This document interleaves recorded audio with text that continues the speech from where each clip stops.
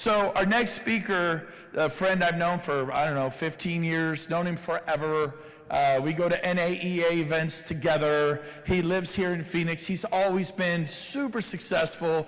I remember learning from him how he'd list homes from his office, never leave his office, make the sellers come to him, do a presentation, get a signed listing contract at his office 2, 3, 4 times a day. I'm like, what a freak of nature. How do you even do that? I was so impressed with Curtis. So of course, they said, make a list. Go to your most influential people. You don't sign up 20 brand new agents. I mean, for sure, we love new agents, but find the most successful that you got. And you think, well, I don't know if I could do it, Brent, I'm new. How about you and I do it? How about you and Gene do it? How about you and Don Hobbs and Allison Gaddy do it? You're not alone. It's my sister hasn't sold a home in 20 years, but she could have got you to me, and then you could have got Rob Flick or Scott Lewis or Gene Frederick or Glenn Sanford or someone on the phone to get to me. I would have joined you, and you don't even know how to sell a home, but I was doing $100 million a year for 2 decades. So stop with the insanity of saying, I'm new on your forehead, I can't do it, because you can.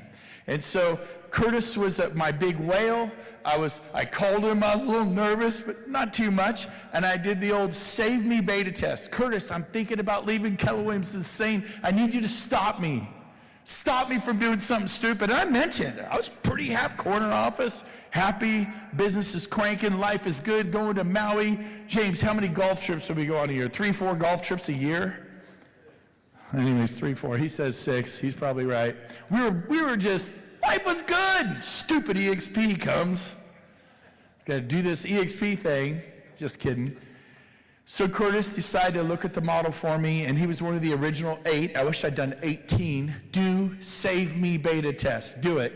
And he built a massive business. Help me welcome to the stage, Mr. Curtis Johnson, everyone, from Phoenix, Arizona. I am excited to be here. So send me some good energy, right? Raise your hand if you're willing to send me some good energy so we can rock like the next 15 minutes or so. All right, good. So a little bit earlier, actually it was yesterday in the lobby, I overheard someone talking and said, you know what, I really wish one of the speakers would talk about how to get and increase my listing price.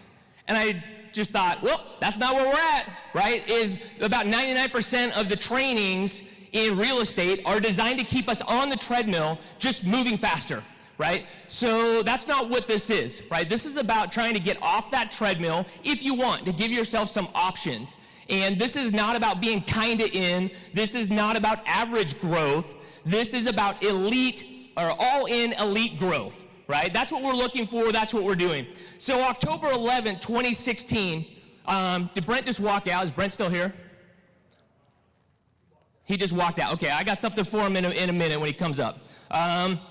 So October 11th, 2016, what time was that at? From between 3 to 4 o'clock, the day before, he had called. He said, would you please, have you heard about EXP? I said, no. And he goes, well, hey, I'm thinking about going. He just talked about that. Would you at least look at it and listen?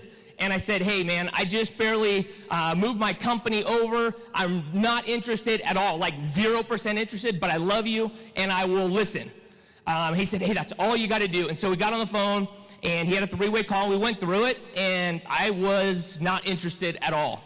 And he went through it. He goes, well, hey, what'd you like about it? And I said, I like it. What I liked about it was I thought it was amazing for you, but not for me. And so we went through, but again, I was not open to it at all. So has Brent changed your life? He's changed mine. I told him, I said, you know what, Brent, here's the reality. You could be handing me gold bricks, right? And so I brought Brent a gold brick, not an actual gold brick, but like a memento to keep by his phone, so that anytime somebody says, you know what, I'm not interested, you could be handing me gold bricks, to go, you know what, they're still coming anyways. And eventually, what I really should have been doing is I should have been handing him gold bricks for this opportunity. Because we talked about the most expensive thing you can own is a closed mind. Did anybody else start with a closed mind the first time you heard about EXP? Anybody? Right? The rest of you lied? That's all right. So I'm going to share just a little bit about how I went from, hey, you know what, this is kind of a great model, but why aren't there more great agents here? Why isn't this taking off? This has been going on for, the company's been around for 8 years. Why isn't it the biggest company already? And how I went through and changed my thinking to, you know what, they're all coming, right? How did we go from that? So I'll tell you, so I followed, Brent shared this with me, wasn't interested, but he was amazing. He kept in touch with me every couple weeks. We talk, and I was like, hey, I'm excited for you. And he's like, oh my gosh, I got, my revenue share is up to $5,000. I was like, wow, that's amazing. And it was $10,000, it was $20,000. I was like, that's pretty crazy. And I watched this video that Rob Flick did, and he kind of went through, and I looked at, Scott and Tracy Lewis. They were going through, they'd been in for a few months, and Sheila had been in 4 months, and Brent for 2 months, and I went through and I started looking at these numbers going, 297, 156, 121, and I was like, man, that's just crazy stuff. And Brent went through, and he hit 1,000 people. And I was like, man, that's like, I just can't even think that far out. That's such a huge number. And so we went through, and we had these conversations, and eventually, I got, this is kind of where Brent's numbers were when I joined. And I really kind of made the decision when he hit about $30,000 a month.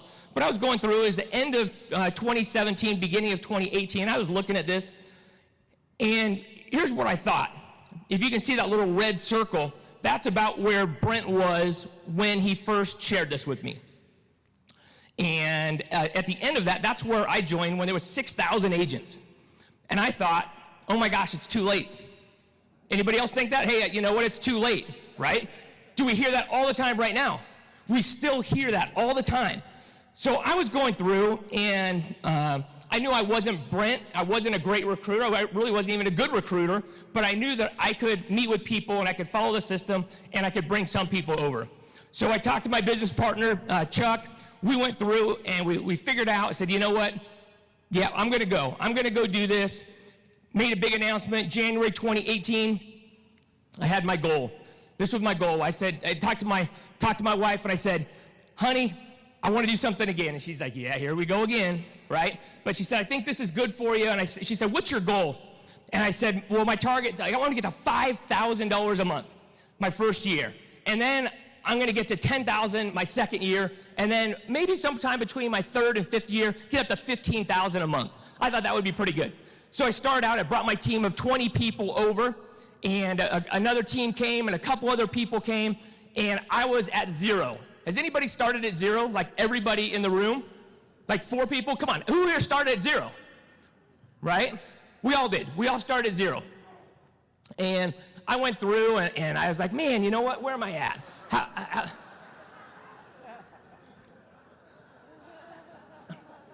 Brent, I told you I wasn't going to come. You could be handing me gold bricks. I wasn't going to come. So here's a memento for you to think about. And anytime someone tells you no, you can think, you know what, they're all coming.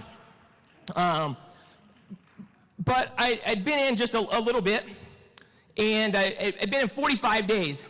And all of a sudden, I logged in one day, and I had some revenue share. I was like, what? That's kind of cool. I'd been with KW for 2 years, and I made $500 over 2 years, about $20 a month. So I was like, $110, we're on. Like, let's get going. So I'm going to share the power of residual income, right? Because it matters.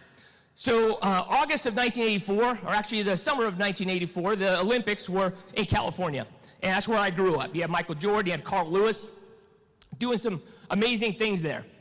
I grew up, I was a paper boy. And, I'd go and I'd fold the papers, and I did a few businesses first before I went out to the other houses. And one of those was a shoe store. So I went in, I had to go collect the money too, not just deliver the papers. And so I went in, and I was waiting for the owner to come in to meet with him to get paid. And I was looking at the shoes, and I was like, man, those are some nice shoes. And I was like, Magic Johnson, Larry Bird, all kinds of Converse, some killer shoes. And I looked over, and I was like, man, that guy looks a lot like Michael Jordan. And I'm like, what is he doing in here? I was like, man, that looks a lot like Michael Jordan. And so I go and I look, and I'm like, that's Mike. And I was like, hey, Mike, what are you doing here selling shoes? Like, that's kind of weird, don't you think? You just barely won a gold medal. you just barely hit the winning shot for the national championship. What are you doing here selling shoes? And he says, man, you see over there, you see Larry Bird and Magic Johnson. They're on the wall. Converse already got him. It's already too late. It's already too late for me. I can't, I talked to them, and they're not interested. I talked to Adidas. I wanted to go with Adidas, and you know what? They said, hey, we're kind of a mess right now. There's this other company, Nike, but they're kind of like a running company. And you know what? I think it's just too late. But also, a friend of the family's offered me a bunch of money just to work here, and it gives me kind of security. And, I'm just kind of, I feel like I'm going to go with that. And I said, Mike, you are going to be the greatest basketball player ever. You're going to be the best ever. You can't just stay here and sell shoes. And so we started working together. I took him out, practice shooting and working on his basketball skills. And I was like, you know what, Mike, you're going to be amazing. And he's like, I don't know, man. I'm like, yeah, you are. You're going to be absolutely incredible. And all of a sudden one day he snapped out of it. And he's like, you know what, I am. I'm going to go and I'm going to be the greatest of all time. And I was like, yeah, you are. And so he goes, you know what? I got drafted by the Bulls. I'm going to sign that contract. I'm going to go do it. I said, yeah, you go do your thing, right? And so he goes, and he's looking at it. He's like, okay, I'm going at this. And Nike wanted to bring him up, and he didn't want to talk to Nike. He didn't want to talk to him. He's like, they're a running company, and his mom said, you know what? You're going to go listen, because she understood the power of events and being in person. Do you guys get that? Right? So Michael goes out, starts working. He says, you know what, Curtis?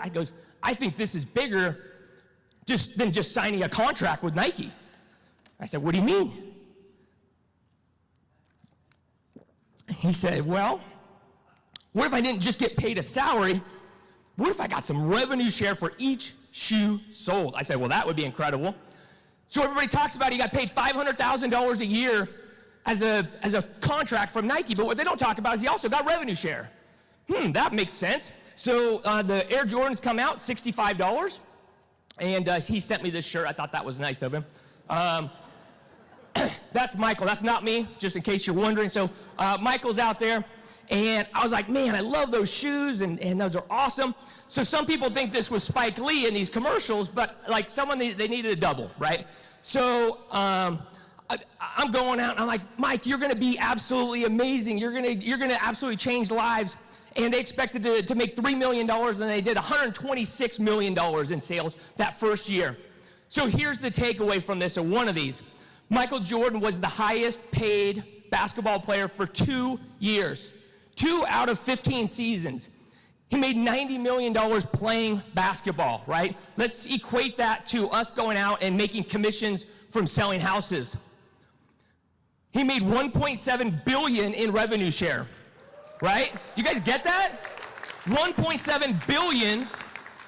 So when people sit there and start talking about how many houses they're selling, right? That's important. It's part of this. But are they walking away from the biggest thing in all time? Michael Jordan, the richest former athlete, $2.1 billion. But let me ask you the question here.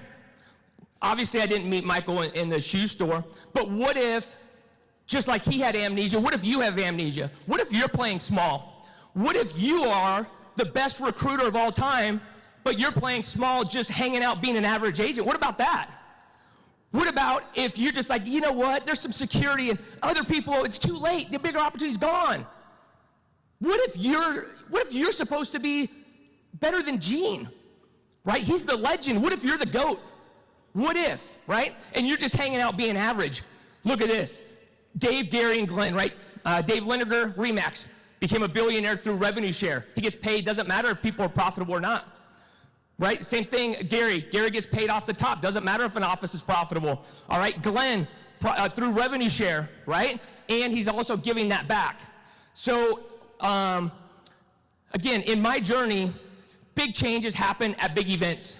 That's what happens, right? So we went to Jackson Hole about 2 weeks after I joined the company. Again, my belief was, I'm not Brent. I'm going to recruit just a few people, but I don't know what's going to happen. Hopefully I'll be able to do something. And we were at this event, right?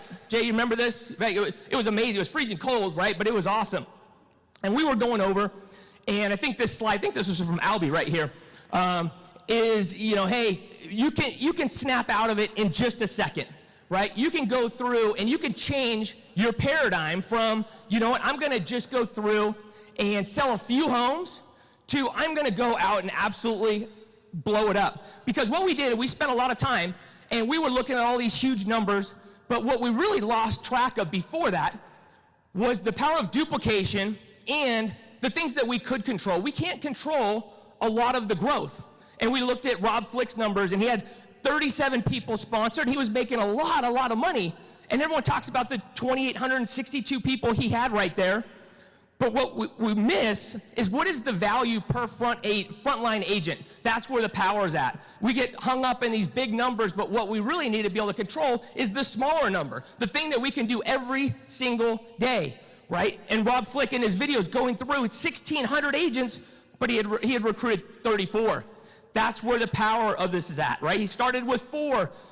He had 4 the next month. Then he went to 5 and 12. And he ended the year at 22. Right? That's great, but what we look at is, oh my gosh, in a year he did 700. He didn't do 700. He helped duplicate. So I had a target to go out and recruit 100 net agents in 3 years. Right? Did anybody else have like a big, hairy, audacious goal? Like, I'm going to go out and I'm going to go bring these people in. So I had changed my mindset. I decided I was going to be a great recruiter. I was going to go out and do it. I was going to get 100 people, 100 net agents in 3 years. And I failed miserably.